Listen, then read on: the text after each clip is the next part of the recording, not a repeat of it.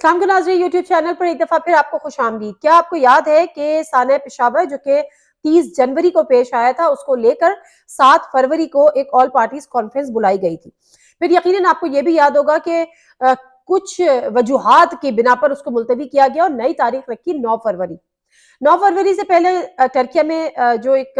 زلزلہ آیا اور پھر شہباز شریف صاحب نے کہا وزیر اعظم نے کہ جی مجھے وہاں جانا ہے، تو اس کو پھر پوسٹ پون کر دیا، تو اس کو جواب بنا کے اس کو پھر ملتوی کر دیا گیا۔ آج اس بات کو 3 دن گزر چکے ہیں، 4 دن گزر چکے ہیں، لیکن اس پہ کوئی بات ہی نہیں کر رہا۔ اس کے مطلب کوئی ذکر ہی نہیں ہے کہ آل پارٹیز کانفرنس ہونی تھی، نہیں ہونی تھی، اس کی کوئی نئی ڈیٹ اناؤنس کرنی ہے، نہیں کرنی ہے، سب کو سانپ سونگ گیا ہے۔ یہ سانپ کیوں سونگ گیا ہے؟ اس کی 2 بڑی امپورٹنٹ ریزنز میرے ہاتھ لگی ہیں، 2 وجوہات میرے ہاتھ لگی ہیں۔ اچھا، جب کوئی انفارمیشن ہمیں پتہ چلتی ہے نا، تو ضروری نہیں ہے کہ ہم اس کو ایز اٹ از فارورڈ کر دیں، کیونکہ بینگ اے جرنلسٹ ہمارا تھوڑا سا یہ ذمہ داری بنتی ہے، تھوڑی نہیں بہت زیادہ بنتی ہے کہ اس کو تھوڑا سا سوچا جائے، بہت زیادہ سوچا جائے، مطلب کہ کیا کوئی واقعی اس کی کوئی ریلیونس ہے، اس کے کوئی ڈاٹس کنیکٹ ہوتے ہیں۔ اب میں آپ کو بتاتی ہوں کہ ڈاٹس کیا کنیکٹ ہوتے ہیں اور ریلیونس کیا بنتی ہے۔ نمبر 1،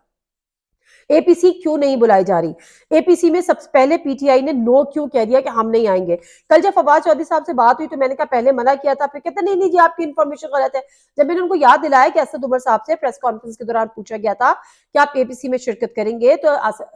اسد عمر صاحب نے کہا تھا ہم نے نہیں کریں گے، تو پھر فواد چودھری صاحب کو یاد آ گیا۔ لیکن بہرحال جب یہ نہیں کے اور ہاں کے درمیان کیا تھا، پی ٹی آئی کے تعلقات اس سے اسٹیبلشمنٹ سے انتہائی خراب ہیں، بلکہ ہے ہی نہیں جس کو کہنا چاہیے، تو خراب تو دور کی بات ہے۔ اب پی ٹی آئی یہ چاہتی ہے کہ کسی طرح سے بھی ایک انٹریکشن ہو نئے آرمی چیف کے ساتھ اور کچھ برف پگھلے، ہم اپنے رویوں سے، اپنے ایٹیٹیوڈ سے، اپنے بیہیویئر سے، اپنی باتوں سے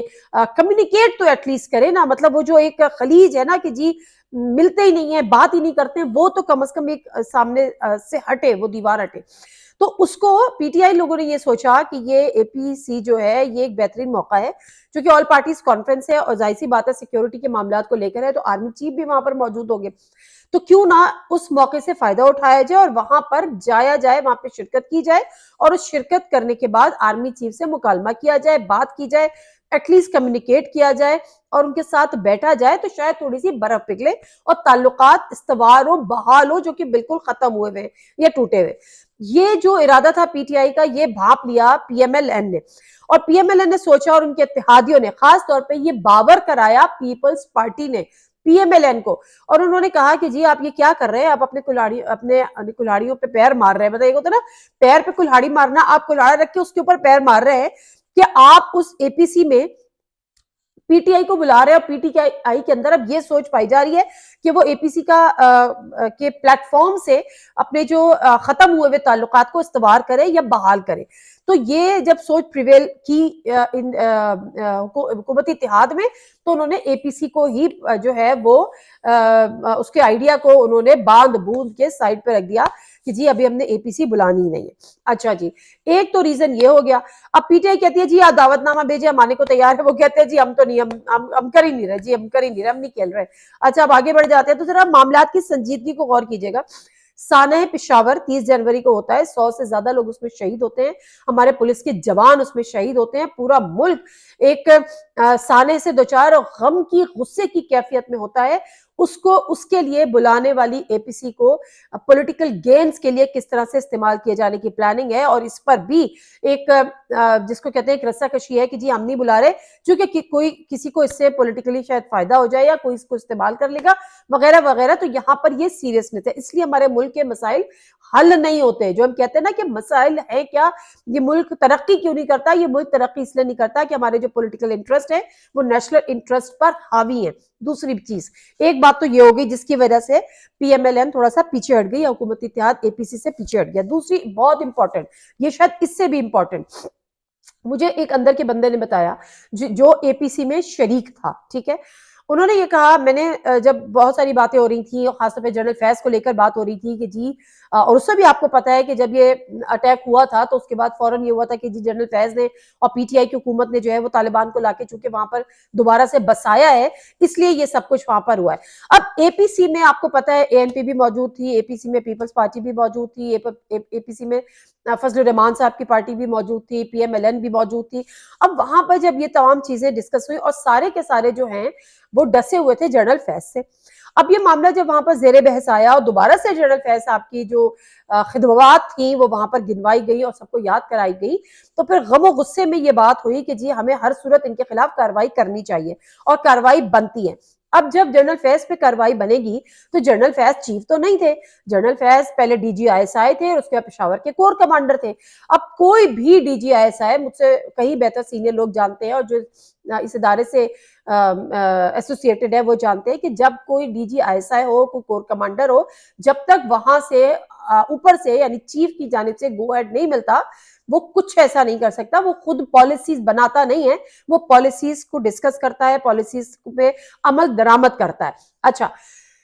اب پالیسی پہ عمل درآمد کرتے تھوڑا سا پلس مائنس ہو جائے that is a different thing, but یہ اتنی امپورٹنٹ پالیسی کہ جی طالبان سے مذاکرات کرنے ہیں، ان کو ملک میں واپس لانا ہے، ان کو جو ہے وہ انعام کرنا ہے، ان کو واپس بسانا ہے، یہ ساری چیزیں جو ہے نا یہ پالیسیز اوپر بنتی ہیں، نیچے سے ٹرانسفر ہوتی ہیں، کمیونیکیٹ ہوتی ہے، بتائی جاتی ہے، پھر ان کی امپلیمنٹیشن ہوتی ہے۔ خیر، let's come back to the A P C, جہاں پہ یہ ڈسکس ہوا کہ ہم تو ویسے ہی جلے بنے بیٹھے ہیں اور ہم جو ہے وہ جنرل فیض نے ہمارے ساتھ ویسے بہت کچھ برا کیا ہوا ہے، تو دس از دا رائٹ ٹائم کہ ہم جو ہے وہ اپنا بدلہ بھی لے لیں اور جنرل فیض کو ذرا مزہ بھی چکھا دیں اور آنے والوں کے لیے ایک ٹرینڈ بھی سیٹ کر دیں، ایک مثال بنا دیں، ایک ایگزامپل سیٹ کر دیں کہ جی اگر آپ نے نیکسٹ ٹائم ہمیں اس طرح سے جو ہے وہ کھڈے لائن لگانے کی کوشش کی تو پھر ہم آپ کا بھی یہی انجام کریں گے۔ اب یہ چیز اے پی سی میں باقاعدہ طور پر ڈسکس ہوئی ہے، اے پی سی میں باقاعدہ طور پر ڈسکس ہوئی ہے کہ جنرل فیض کے خلاف آرٹیکل 6 کے تحت کارروائی ہو، اور پھر کچھ اس سے بھی آگے نکلے، انہوں نے کہا کہ صرف جنرل فیض ہی نہیں، جب جنرل فیض کے خلاف ہوگی تو پھر ڈیفینیٹلی جنرل باجوہ کے خلاف بھی آرٹیکل 6 کے تحت کارروائی ہوگی، تو دونوں کو ہم چارج شیٹ کرتے ہیں اور دونوں کو قانون کے کٹہرے میں لے کر آتے ہیں اور پھر ان کو ہم مزہ چکھاتے ہیں جو انہوں نے ہمارے ساتھ کیا۔ P M L N general Bajwa کی جو ہے وہ ڈسی ہوئی تھی اور جنرل فیض کے تو سبھی ڈسے ہوئے تھے جو ان کا اپنا ماننا ہے، تو یہاں پر یہ بات طے ہوئی، ڈسکس ہوئی، طے نہیں ڈسکس ہوئی۔ اب جب یہ اب ظاہر سی بات ہے خبریں تو اوپر بھی گئیں اور یہ ساری چیز ہوئی اور معاملات یہاں پر ہوئے، اس میٹنگ میں بھی آرمی چیف شریک تھے اور یہ باتیں ڈھکے چھپے الفاظ میں ہوئی تھی اور بعد میں زیادہ ہوئی تھی، تو پھر ڈیفینیٹلی اس پہ شدید قسم کا ریاکشن بھی آیا، اور اس ریاکشن کی وجہ سے ایک میسج دیا گیا جو میں اگلے ویلاگ میں بتاؤں گی کہ سب مریم نواز صاحبہ کن مشکلات کا دوچار ہے، کن مشکلات سے دوچار ہے۔ تو کہنے کا مقصد یہ ہے کہ یہ دو امپورٹنٹ چیزیں ہیں کہ ایک تو یہ کہ ہم نے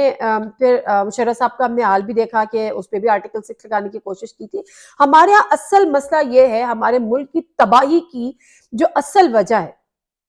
وہ یہ ہے کہ ہمارے یہاں پالیسیز کا تسلسل نہیں ہے۔ کل کے دشمن آج کے دوست، آج کے دشمن کل کے دوست۔ ہم جس دن پالیسیز ہم ایسی بنائیں گے جو کہ لانگ ٹرم پالیسیز ہوں گی، وہ ہمیں وقت اور حالات کے ساتھ اتنی تیزی سے ہمیں چینج نہیں کرنی ہوں گی، مطلب 90 ڈگری کے اینگل سے آپ کو چینج نہیں کرنی ہوں گی، 180 سے آپ کو چینج نہیں کرنی ہوں گی۔ ہوتا کیا ہے، میں آپ کو ایک چھوٹی سی ایگزامپل دیتی ہوں۔ 2014 میں حامد میر صاحب پہ جو بڑے سینئر جرنلسٹ ہیں اور کوئی ان سے اختلاف کرے یا ان کے ساتھ مطلب اختلاف کے ساتھ کیا ہوتا ہے، مطلب آپ ان کی پسند کے چلیں، لائک اور ڈس لائک، ٹھیک ہے نا، پسند کریں یا پسند نہ کریں، لیکن حامد میر صاحب جو وقت گزارا ہے اور جو ان کے پاس انفارمیشن ہے، جو وہ وٹنس ہیں پاکستان کی بے حد بے انتہا تاریخوں میں، جو پاور کوریڈورز ہیں ان میں تمام چیزیں انہوں نے دیکھی ہوئی ہیں، بڑے قریب سے دیکھی ہوئی ہیں، تو ان کے ساتھ آپ کسی ٹاپک پہ بات کریں ان کے فنگر ٹپس پہ ہوتا ہے۔ اچھا، تو خیر، تو حامد میر صاحب پہ قاتلانہ حملہ ہوتا ہے جب وہ کراچی گئے ہوتے ہیں، ایئرپورٹ سے جب وہ جنگ جیو کے آفس جا رہے ہوتے ہیں شارع فیصل، اس کے بعد ان کے گولیاں لگتی ہیں، ان کو آخر ہاسپٹل میں شفٹ کر دیا جاتا ہے۔ حامد میر کے ایک بھائی ہیں عامر میر صاحب، بیچ میں تو وہ ظاہر ہے وہ جرنلسٹ ہیں، وہ بھی جرنلسٹ ہیں اور بیچ میں ٹھیک ہے وہ ایک جرنلسٹ ہے، لیکن ظاہر ہے حامد میر صاحب کا اپنا ایک اسٹیچر ہے، تو وہ کہتے ہیں کہ حامد میر صاحب نے مجھے بتایا ہوا تھا، یا ان کی اپنی انفارمیشن بھی ہے، اور حامد میر صاحب نے بھی کہا تھا کہ ان پہ جو قاتلانہ حملہ اگر ہوگا تو آئی ایس آئی ملوث ہوگی۔ عامر میر صاحب نے ڈائریکٹلی الزام لگایا اس کے D G I S I general Zaheer ul Islam پہ۔